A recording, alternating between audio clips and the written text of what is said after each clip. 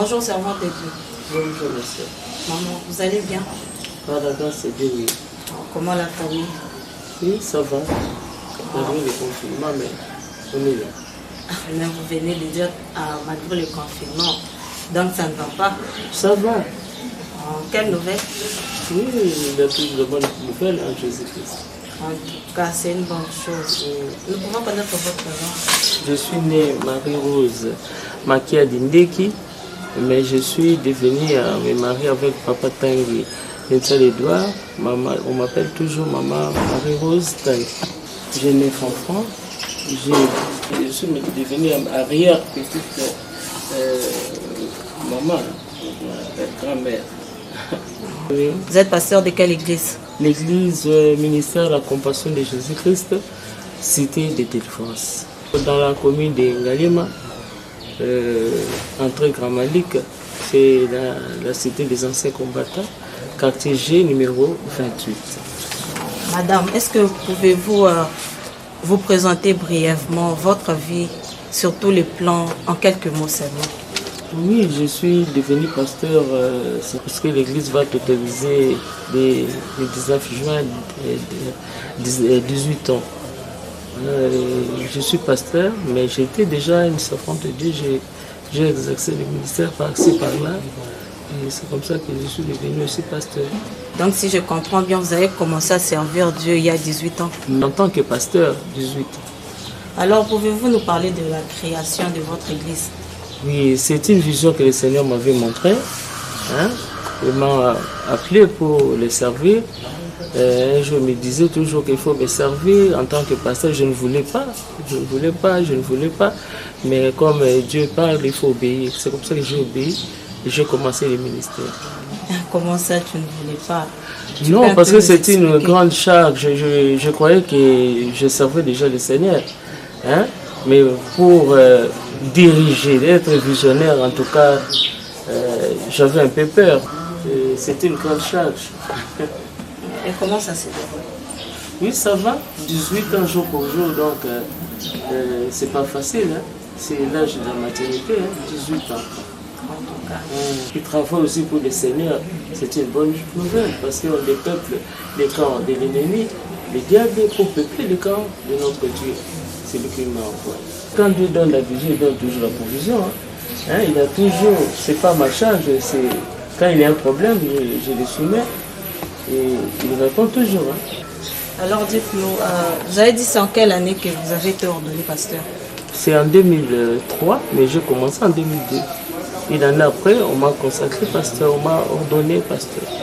Ce sont les enfants que j'ai moi-même encadrés qui sont devenus aussi mes collaborateurs. Au fil des années, j'ai commencé avec d'autres collaborateurs, mais au fil des années, et aussi ils ont grandi, ils sont devenus mes collaborateurs. Confiance, on a toujours confiance en Dieu, mais Dieu ne te laisse, il va te donner aussi des collaborateurs. Toi-même, tu ne peux pas le faire, tout le travail. Tu ne peux pas être là tout le temps. Il y a aussi les collaborateurs qui vont te soutenir, comme on a soutenu Moïse, il a été appelé, mais avant, ils étaient là pour les soutenir. C'est comme ça. Toujours des ambitions. Il faut atteindre des objectifs que le Seigneur t'a donnés. Il faut atteindre ça. On n'a même pas commencé, c'est le début, il faut y aller. Il faut atteindre les objectifs, gagner des âmes, faire du travail, l'œuvre de Dieu, aller par-ci, par-là. C'est comme ça. Nous voyons beaucoup de pasteurs se disputer. Des fois, même si on peut le dire de bien, qui ne s'entendent pas du tout. Qu'est-ce que vous pensez sur ça? La parole de Dieu dit, qui est-il pour juger mes serviteurs? Je n'aime pas vraiment ces débats. Je ne sais pas les rapports avec le Seigneur, qui les a appelés. Qu'est-ce qu'ils font? Je ne sais pas. Mais pour disputer, moi je pense qu'on ne dispute pas parce que Paul dit, s'il y a des jalousies entre vous, s'il y a des disputes, vous n'êtes pas charnel. C'est comme ça. Il faut commencer avec l'esprit et terminer avec l'esprit. Mais au-delà de l'esprit, nous sommes quand même des humains, nous avons une chair. Mais c'est le Saint-Esprit qui nous dirige, tout être humain. Il a toujours des faiblesses. Mais on puise, comment je peux dire, la force, c'est pas nous, c'est au Seigneur. Nous sommes faibles, mais le Seigneur nous fortifie toujours. On ne peut pas marcher avec la chair. On dit ne marchez pas selon la chair pour ne pas accomplir marcher selon l'esprit pour ne pas accomplir les œuvres de la chair. Si tu marches avec l'esprit, tu ne vas pas accomplir les œuvres de la chair. Parce que le Saint-Esprit va toujours te rappeler qu'ici, tu as fait des torts, des fautes. Ici, il nous rappelle toujours, là, le Saint-Esprit. Quand tu fais quelque chose de mauvais, il nous rappelle. C'est comme si il y a d'autres serviteurs de Dieu qui ne le sont pas réellement. Moi, je ne peux pas juger, je ne sais pas, je ne connais pas les rappels. Hein. Je ne sais pas, je ne peux pas juger, je ne sais pas. Ils ont commencé avec le Seigneur. Il est l'alpha, il est l'oméga. Mais les autres ne commencent pas avec le Seigneur pour terminer avec le Seigneur. Non, on commence toujours avec le Seigneur pour terminer avec le Seigneur. Il est l'alpha, on n'a pas dit ah, il est l'alpha, oméga. Il est l'alpha et l'oméga. Si tu commences avec le Seigneur, tu vas continuer avec le Seigneur. Est-ce que réellement l'Église du Christ au Congo, c'est complexe? Chacun sa grâce. Hein. Comme j'ai dit, c'est le corps. On a dit le corps de Christ. C'est-à-dire chaque partie a sa mission. Il ne faut pas critiquer. Tu ne peux pas critiquer les ongles, tu ne peux pas critiquer les cheveux, tu ne peux pas critiquer je ne sais pas quoi, la bouche, non. Même les oreilles, tu ne peux pas. En tout cas. Comme il y a un confinement, vous connaissez que ça ne marche pas. Mais on fait des émissions. Hein? Chaque mercredi, chaque vendredi, on fait des émissions. Mais pour se réunir, ça ne sera pas possible parce que nous sommes plus que 20. Alors, je vais appeler qui, je vais laisser qui.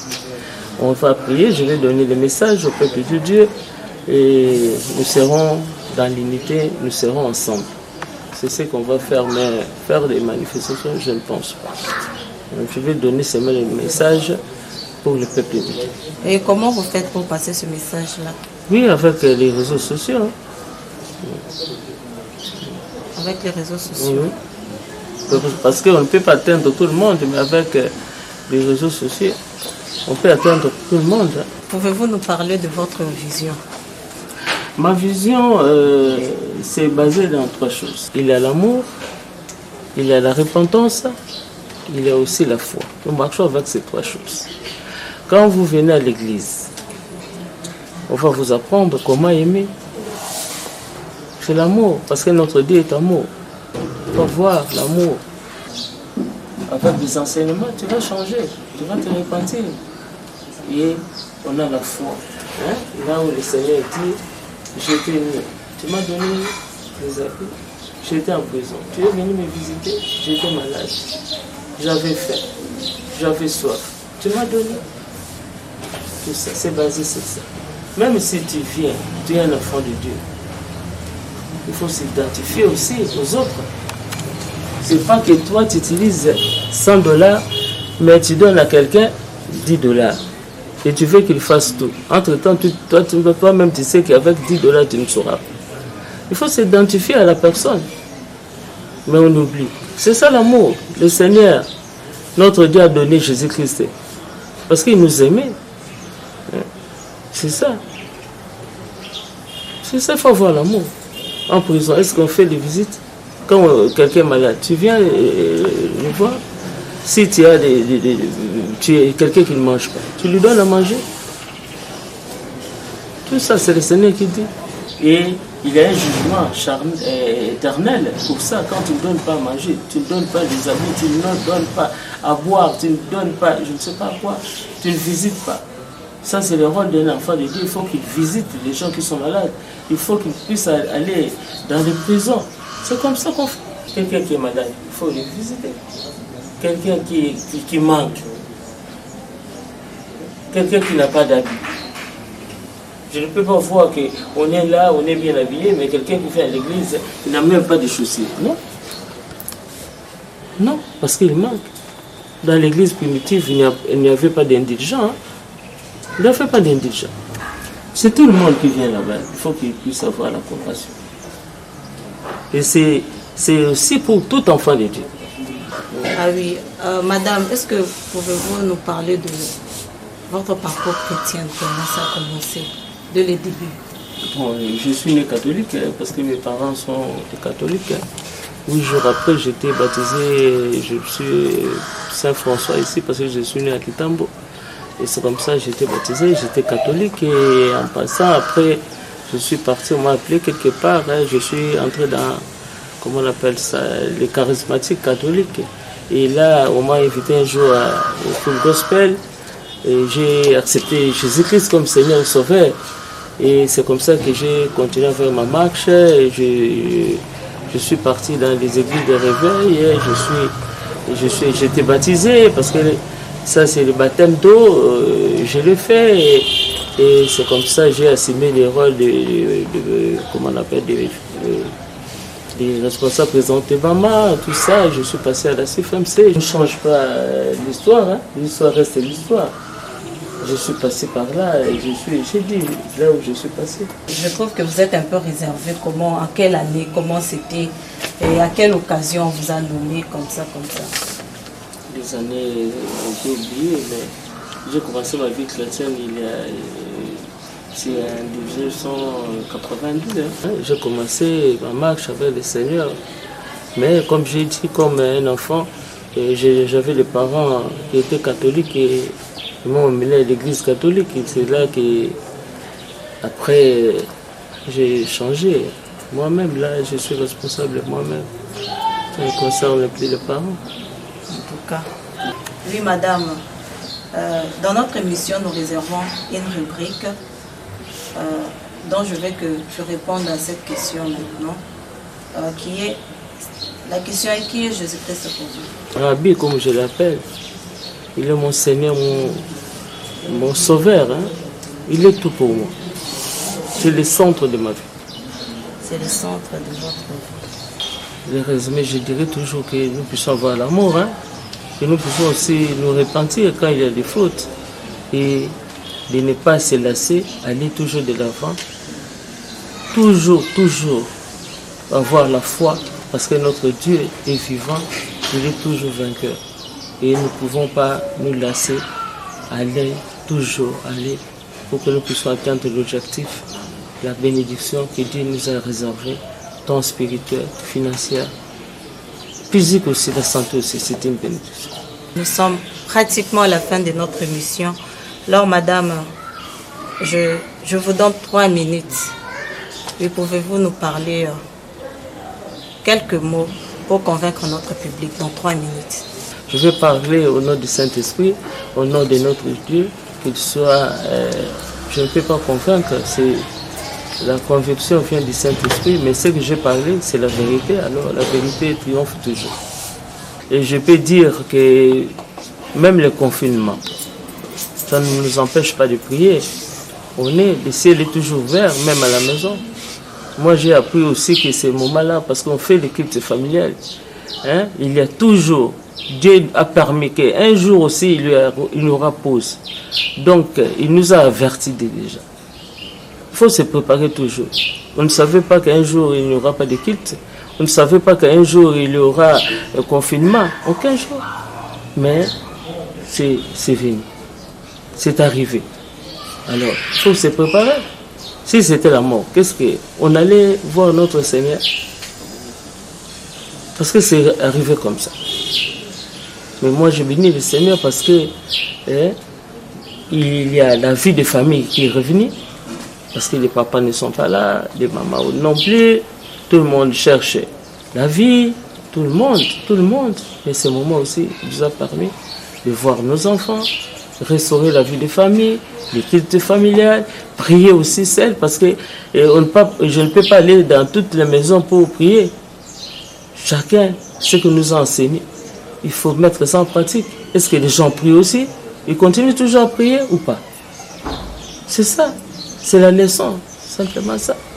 Qu'un jour aussi, il y aura la fin. Même il n'y a pas de confinement, mais la mort aussi est là. Alors, qu'est-ce que nous allons rendre compte à notre Seigneur? C'est ce moment-là. Moi, je pense que j'ai béni ces moments-là. Tout ça, parfois, je n'avais pas du temps. Mais aujourd'hui, j'ai vécu ça. Chaque 22 heures, on est en prière jusqu'à minuit, 1 heure. Ça me fait aussi du bien. On a découvert aussi la vie de prière, la vie en famille. Je suis aussi maman, hein? Je m'occupe aussi de ma maison. J'ai vu aussi ça. Je vis comment on prépare, comment parfois on n'avait pas le temps, mais maintenant, avant de venir ici, j'ai fait les repassages, mais j'ai quelqu'un qui mais je le fais. En tout cas. En tant que mère de famille, ça aussi. Comment faites-vous pour gérer votre famille, étant pasteur?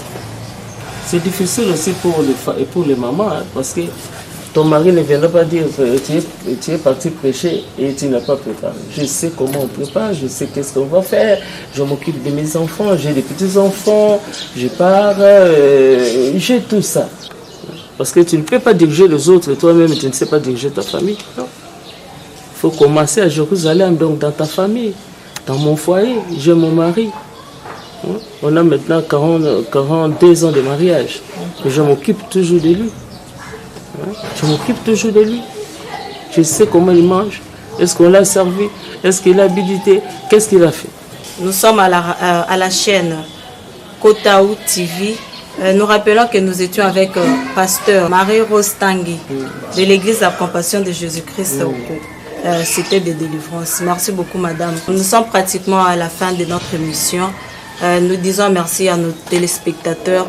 Nous disons merci à M. Olivier Sefou qui était à la réalisation. Moi, c'est Mme Clarisse Chibola qui était à la présentation. Merci de nous avoir suivis et bonne suite de programme.